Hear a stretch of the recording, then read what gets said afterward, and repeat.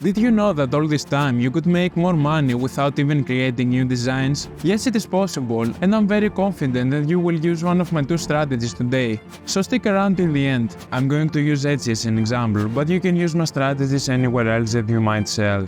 Let's begin. For this to work effectively, you need to have at least 50 or 100 listings in your shop. I don't care if you sell digital products or print on demand. The higher the number of your listings, the better. I think that most of you have this number in your shops. If you have fewer than 50 designs, then I'm guessing that you're not making as much as you would like, so you need to start creating more, my friend.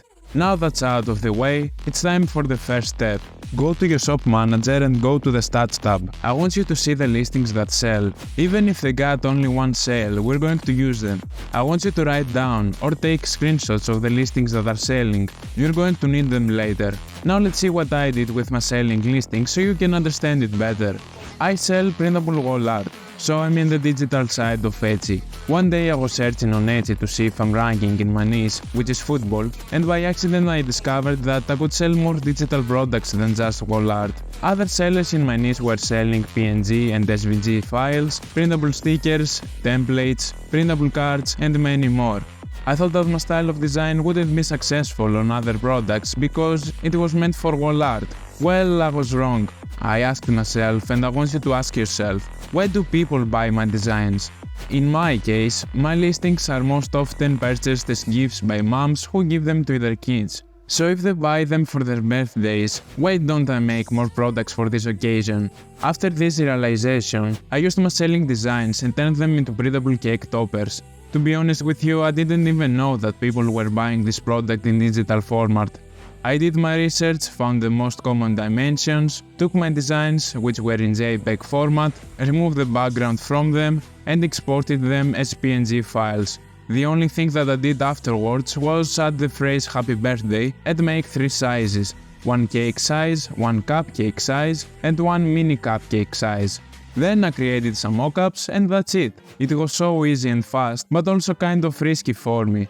I didn't know if my cake toppers would work because I didn't print them to test them. I actually haven't printed any of my designs. I highly advise you to not do the same as me. Test your designs first to see if they work. Anyway, I was lucky and the cake toppers worked fine. And they actually increased my sales. People were buying them, not as much as my wall art, but basically I was making even more money with my existing designs. Pretty cool in my opinion. Then I continued with this strategy and made printable birthday cards. I already had the designs with a happy birthday phrase from the cake toppers, and I made an A4 size template with a line in the middle so that the buyer could fold it in half and write their message inside. And then I added the design to the right side and the birthday texture to the other half. I created one mockup and that's all. This was even faster than the cake toppers. Okay, now let's see what you can do to apply this strategy to your shop. Research your niche on Etsy and see in the recommended results the products that are trending.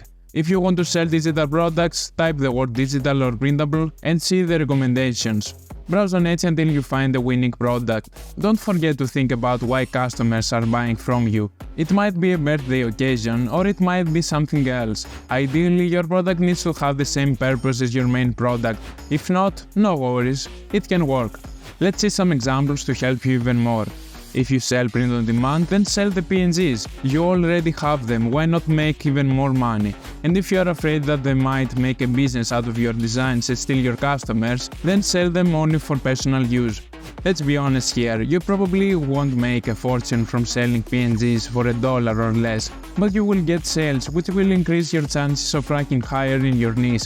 Plus, it will increase your reach with new customers. If you sell only clothing, why not sell your designs as wall art or something? If you sell digital products like me, why not connect your shop to Printify or any other printing company and sell both digital and physical products? I might try this in the future because it's so common in my shop that customers think that they will receive a physical poster.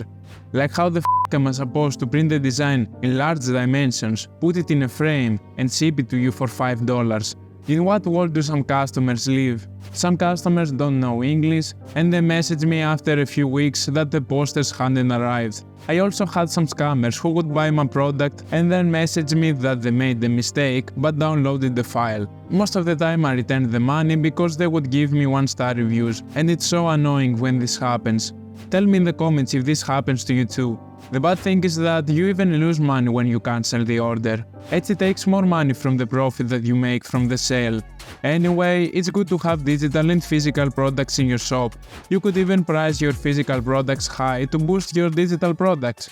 Now if they make a mistake or if they're trying to scam you, recommend them the $50 poster to see the reactions. They will take that digital product and they will even be happy about the purchase. I think you get the point of the strategy now. I have one more strategy for you. Make sets, bundles or whatever you call them. Make them. 75 to 80% of my income from Etsy came from sets. The funny thing is that one of my best sellers is a set of 3, and when the designs were separated, they weren't making almost any sales, but together they were so powerful. Again, take your selling listings and put them in sets. I don't care if they are digital or physical. Make sets. It's a game changer. If you think that you have a good combination of listings that don't sell, but together are strong, then make it. You might end up with a bestseller like me. I'm not going to tell you anything more about sets. It's a must. If you don't have sets in your store, then you're losing a lot of money.